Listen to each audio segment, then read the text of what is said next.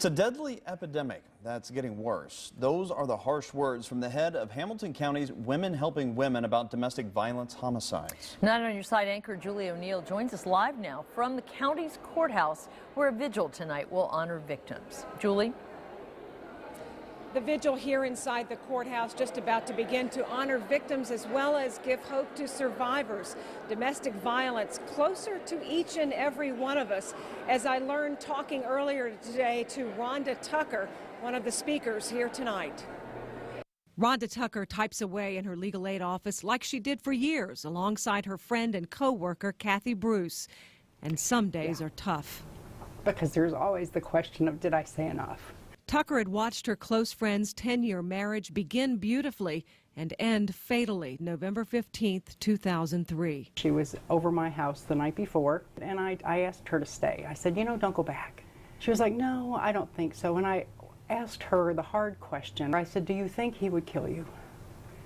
And she said, oh no, he would never do that. In most cases, victims would never believe that their abuser would kill them. 13 years later, the violence has worsened, says Kristin Shrimplin with Women Helping Women. In Hamilton County, we've seen a spike in domestic violence homicide. A 125% increase from this time last year. And Shrimplin says non-fatal domestic violence now impacts 1 out of 3 women and children and 1 out of 4 men. We are serving record-breaking numbers of survivors. We haven't seen this in the history of our agency, and we've been around 43 years. To stop what Shrimplin calls an epidemic, advocates are educating people about abuse and how it can escalate over time. It starts with an argument, and then it moves to an object being hit like a wall or a door. And Tucker says her friend didn't suffer real physical abuse until the day she died.